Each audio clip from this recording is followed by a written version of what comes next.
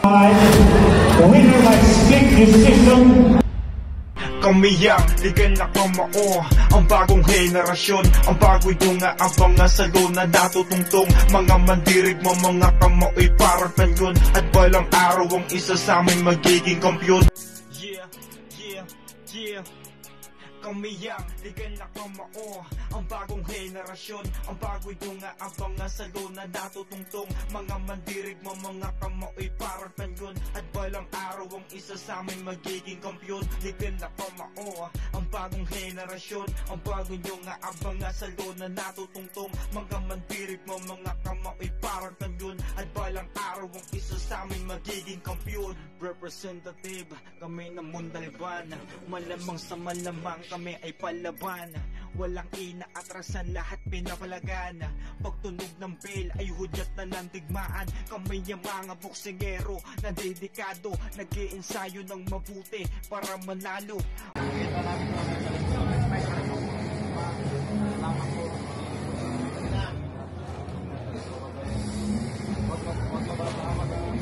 Tuloy-tuloy po ang bakbakan dito sa Barangay Namayan. Manny Pacquiao presents Blow by Blow. Tuloy po ang aksyon at upcoming is our second bout in another exciting episode of Manny Pacquiao presents Blow by Blow. Ito na po ang ating susunod na laban, si Johnny Boy Sixta, ang Dino Olivetti Boxing Gym.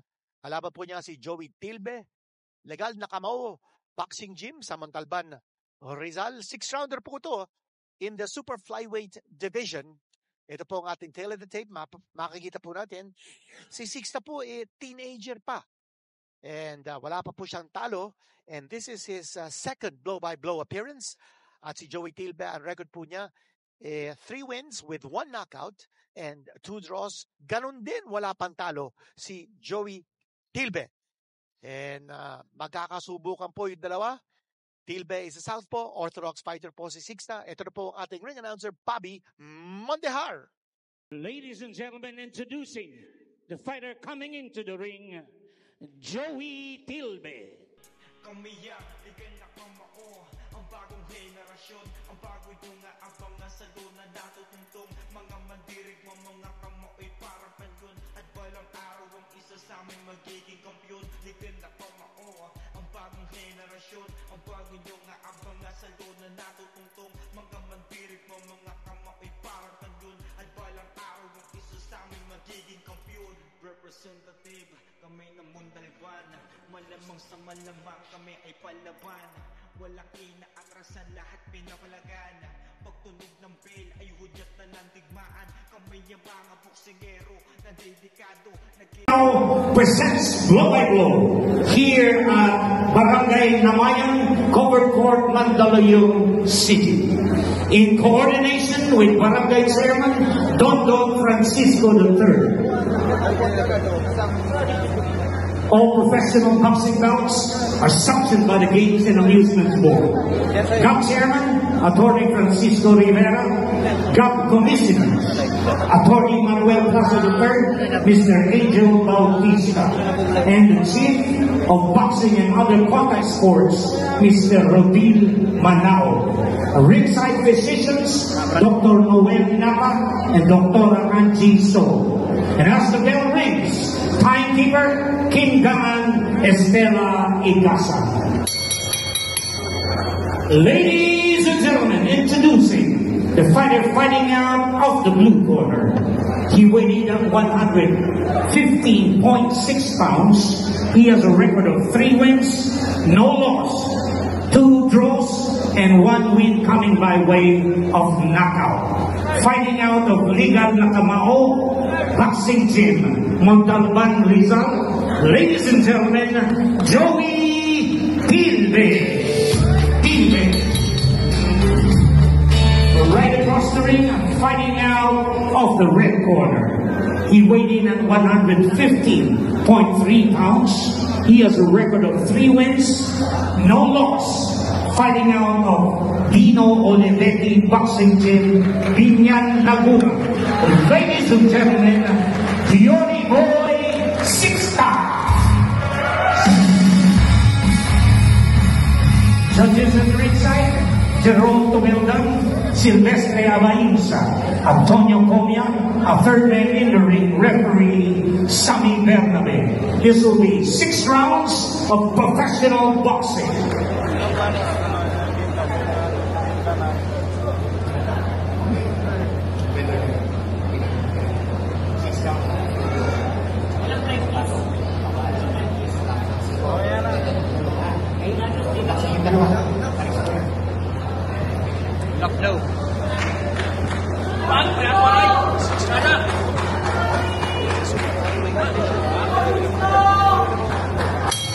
Po sila ng slightly over 115 pounds for this fight. Si Tilbe po is the boy in the white trunks.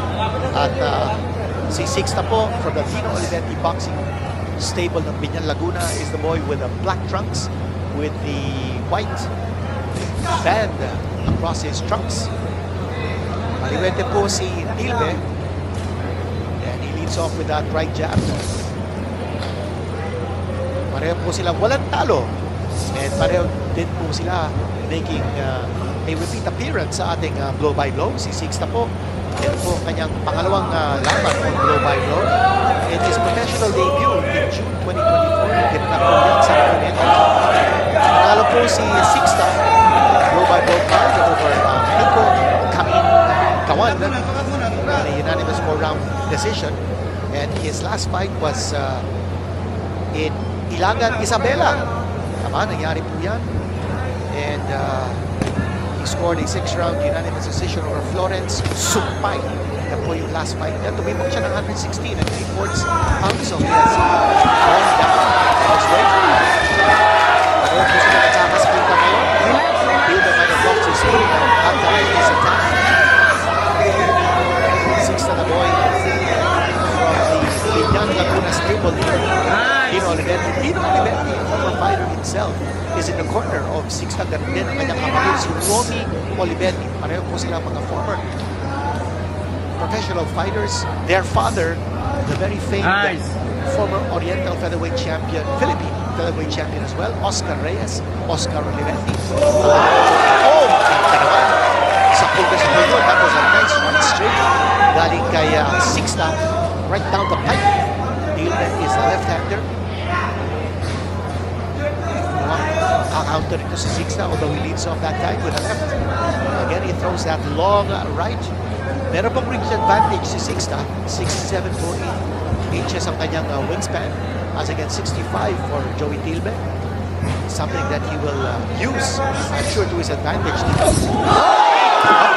Sandali. Will that be a knockdown? Yes, knockdown yun. And that's a flash knockdown scored here by Tilbe. Na off balance to Sixta. And bumagsak po siya sa counter shot coming from Tilbe. So one knockdown has been scored.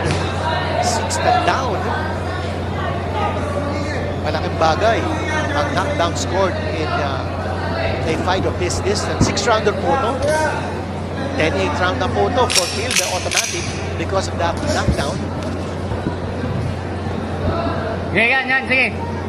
And Tilbe getting the jump on Sixta. Nagulat po si Sixta. I thought it was a flash knockdown, still a knockdown. At para nakikita natin si Sixta motioning to his ornament. Tako sayang. Natapwisan ako. Nawala siya sa footing pero tumama yung suntok. Kanya tama yung tawag ng ating third man in the ring, si Sammy Bernabe, a former featherweight fighter himself. Ito panunin po natin. Yun, oh. Left hand. Tumama yun. Yun, na medyo off balance. Ito, makita natin ulit. Yun, Yun, bumagsak po si Sixta and quickly leading off with that left jab. Siya po yung kanan dito. And then he throws that right hand. Kanina, maganda yung patama ni Sixta sa kanyang kanan. And he will again use that right straight to attack Tilbe.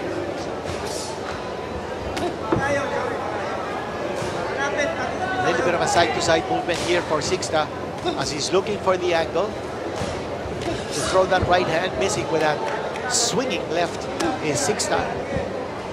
Tilbe also using a little bit of footwork. Tilbe throwing that right jab, again a right jab. He's not throwing a combination, not just yet. Good head movement by Tilbe. Na-anticipate niya yung left jab ni Giorgio Sixta. Again, both fighters undefeated. Wala pa po silang talo. Magkakaalaman dito. This is a 6-rounder. A wild right hand coming from Sixta.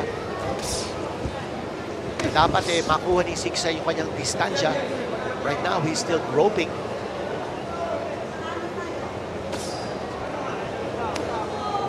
Both fighters trying their jabs. No follow-up so far. Again, the right hand coming from Tilbe. Tilbe's got to throw that left hand just as he did in the first round nung nakascore siya ng knockdown. Right hand coming from Tilbe. Asan yung combination, Tilbe? Tilbe doing a good job with his combination in the first round. Ngayon, he's just throwing that right jab.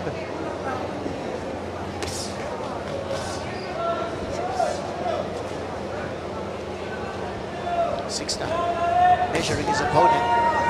Seem to find the right distance. Yun! Yung kaliwa ni Tilbe. Pumasok yun. Tama dun. Si Sixta. And then, yung style ni Manny Pacquiao na ginamit niya against Mario Barrios ang ginamit ni Tilbe doon. But on the attack here is Sixta putting a lot of pressure on Tilbe. Yun naman ginamit ni Tilbe. He throws that left hand at tapos biglang iiwa siya, no? Moving away from his opponent. Very, very typical Manny Pacquiao move. At magandang nakikita natin yung mga fighters ng ating bansa following the footsteps of Manny Pacquiao. And look at Tilbe. He's on the attack.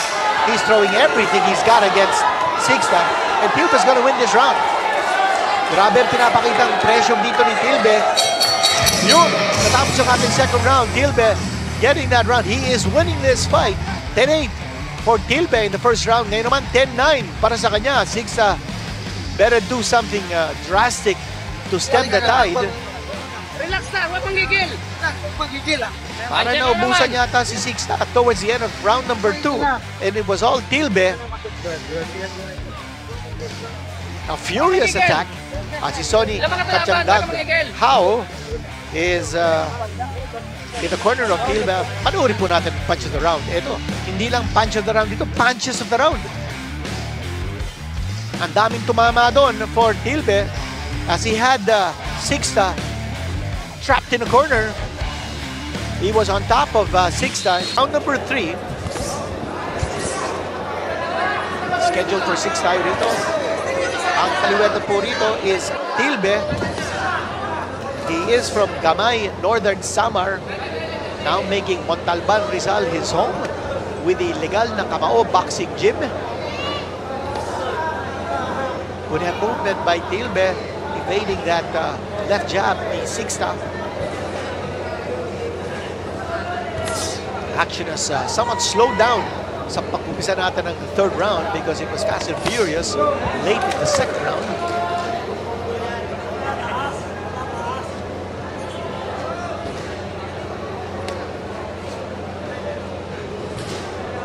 Previous round, hinahanap natin yung kaliwa ni Tilbe. Malamang narinig tayo ni Tilbe because he launched a furious two-fisted attack towards the end of round number 2 and certainly put Sixta on the defensive. Yun naman po si Sixta poking away with that left jab.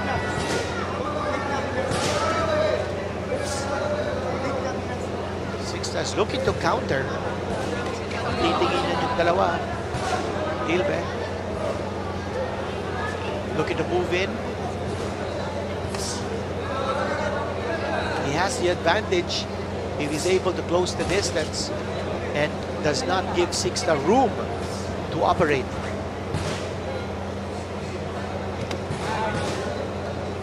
Tilbe moving around, throwing that right jab. And Sixta not busy at all. He's not throwing any punches. And there he is, throwing that left jab. Pero kaagad, bumalik si Tilbe. Kasi wild punches si Sixta. New punch combination by Tilbe. Tilbe connecting with the left hand. Again with the left hand. He's got to throw that left hand a lot more. Right jab galing kay Tilbe. Ito si Sixta moving in. And then he's tied up by Tilbe. Good technique by Tilbe to take away Sixta's distance. Ito na naman. Yung right uppercut ni Tilbe and then the overhand right. Tilbe, good connections. Last fight po ni Tilbe was in January of this year. Sa sablayan po na blow-by-blow card. Tinalo po niya si Aban on a disqualification. 3 wins, 2 draws, no loss for Tilbe with 1 knockout.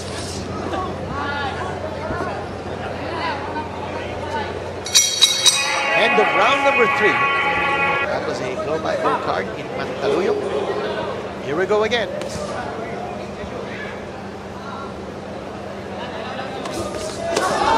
Nice connection there by Sixta. Nagulat doon si Tilbe. Now Sixta moving in on the attack. Became firing out of his corner. Dito po sa round number 4. A clubbing right hand coming from Sixta. Definitely hurt Tilbe. There he goes again. Si Sixta is beginning to connect. Ito si Tilbe naman, hindi magpapatalo. Sugod na sugod si Tilbe. Dapat mag-iingat siya because counter-puncher po ito si Sixta. Pag pumapasok si Tilbe, naku, matamaan siya ni Sixta on the counter. Back to the center of the ring, si Tilbe. That's where he enjoys an advantage because he throws that right jab with good authority. Wala naman masyadong consistency yung atake ni Sixta. Ganda na kanyang pasimula dito sa ating round number 4, but he's gotta be able to continue that momentum. Missing with the right hand, but here's Sixta. Right hand connected by Tilbe. Sixta knows that he's behind on points. Stepping up his attack dito sa ating round number 4. Third man in the ring si Sammy Bernabe.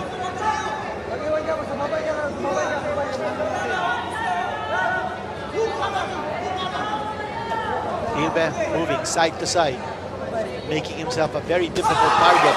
Ito si Sixta. Not able to land anything solid. At makalaw si Tilbe.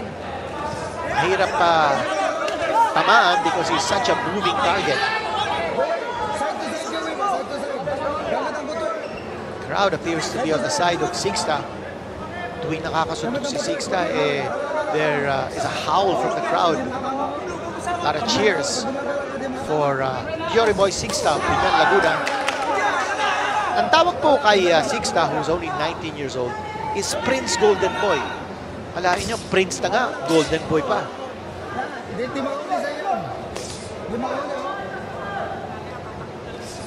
Sixta now trying to push Tilbe to the corners now. Tilbe put his hand on the canvas, and that's the reason why referee Sammy Bernabe getting both his hands and saying, oh, the hand touched the canvas. Although wala naman nakatayo. That's the end of round number 4 ng ating paboxing. The fight is scored on the basis of how many rounds you win or you lose. Hindi po sa accumulated punches. Kanya po yung laban ni Manny Pacquiao kontra Mario Barrios, nakita po natin yung CompuBox stats. Mas marami pong patama si Barrios, pero mas marami namang rounds nakuha si Manny Pacquiao. That is what is important. The basis is the number of rounds you win or you lose.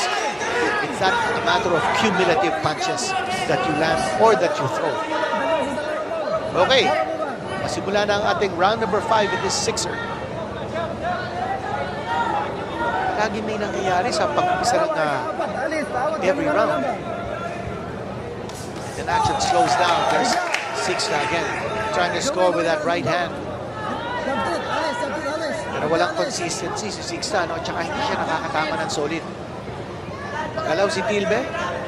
And And he certainly knows how to evade those punches ni Jory Boy Sixta. There is that left jab ni Sixta. Makita natin yung tactic ni Tilbe. He's just moving around Sixta. At si Sixta, as a result, hindi siya nakakatama ng kanyang left jab because super magalaw ito si Tilbe. And even if he throws his left jab, hindi siya nakakapag-follow up. Look at the side-to-side movement by Tilbe. And then he throws that left hand. Very reminiscent of the style ni Manny Pacquiao.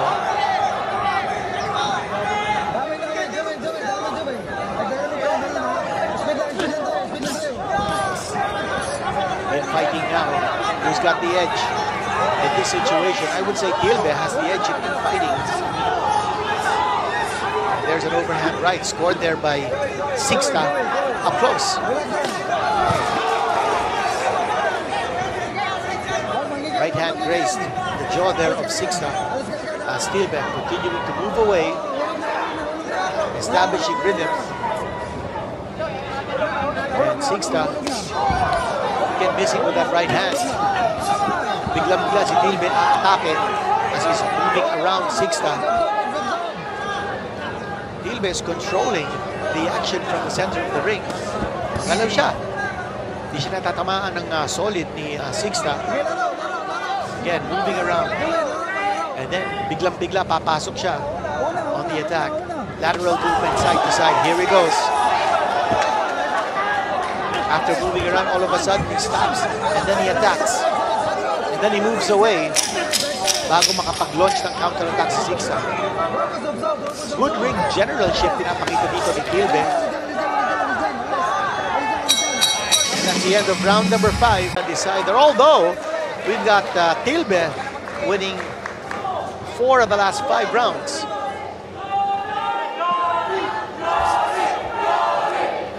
And the crowd chanting the name of Jory Boy Sixta. Napagita nga natin, no? Mas may fan following yata ito si Sixta rito kaysa kay Joey Tilbe. Although in our unofficial scorecard, it is Tilbe leading this fight.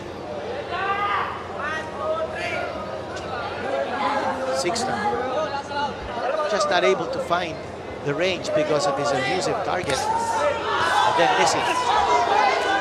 Sixta's trying to push Tilbe along the ropes. Tilbe again using his footwork para maiwasan niya yung mga suntok ni Sixta, doing a good job of that defensive technique. Nagalaw-galaw siya, tapos biglang aatake. Tilbe doing a little showboating. And then as he moves away, throws that right hand. Hindi naman tupang, ha? Ayun.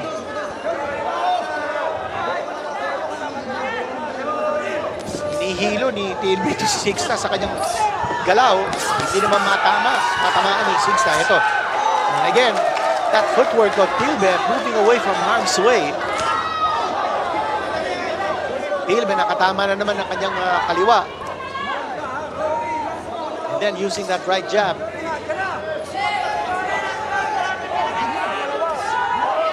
Magandang position dito ni Tilbe because he has been able to use his footwork very consistently from round number 1.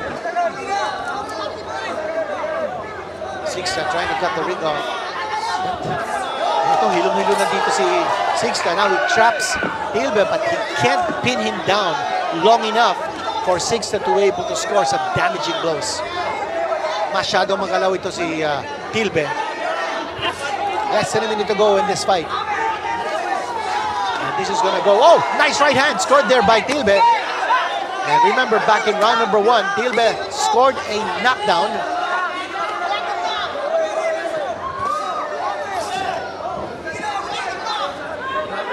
Sixta just not able to anticipate. Yun, tumama na naman yung kanan ni Tilbe. And then he ducks away from the punches ni Sixta.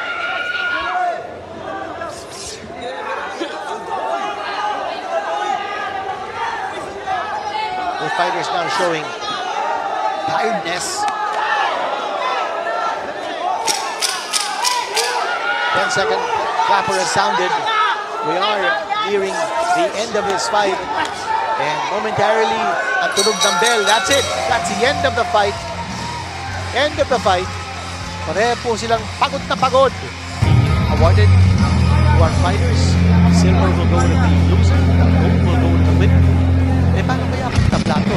Yung dalawa gold dapat. Okay, let's listen to our inside, or our ring announcer, Bobby Manyahan, for the official. Ladies and gentlemen, after 6 rounds of boxing, we have a winner. Here are the scores of the judges. Judge Tomeldan scored it 57-56, 6-star. Judge Abainza scored it 57-56, Tilbe. And Judge Comia scored it 58-55. Winner by split decision, Joey Tilbe. Nice! Joey Tilbe.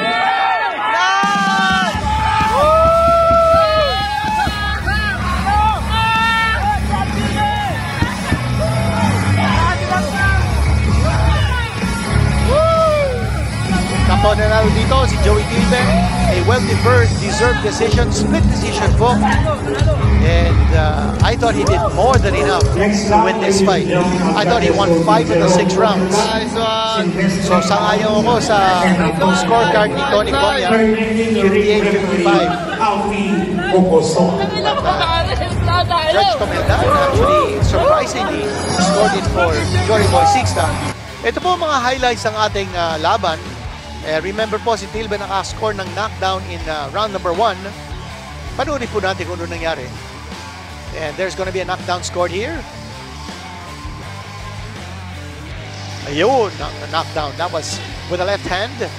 And round number 2, Tilbe continuing to control the action. Ang ganda ng footwork na pinakita ni Tilbe. Much better defensive technique than Sixta. He deserved the unanimous decision, although he would walk away with a win by split decision. Joey Tilbe. Ito po ang nangyari sa round number 4. Now, this was the round which we gave to Sixta. Biglang-bigla, naging agresibo siya. And nakapasod yung kanyang mga kombinasyon. Ito si Sixta, then missing that time with the right hand. And Joey Tilbe just refusing to back down and urging Sixta, come on in. Yun, ang ganda ng patama doon ni Tilbe with the left hand. And then the right hand by Tilbe. And finally, round number 6. Right hand scored by Tilbe. Now, Sixta was just all out here because he was desperate for a knockout. I would say that round 6 went to Sixta. So, ang scorecard natin ay 4 rounds para kay Tilbe and 2 rounds for Sixta. So, sangayon po tayo dun sa scorecard ni Tony Comia, 58-55. The winner by split decision, Joey Tilbe, remaining undefeated. Jory Boy Sixta fall into his first professional loss.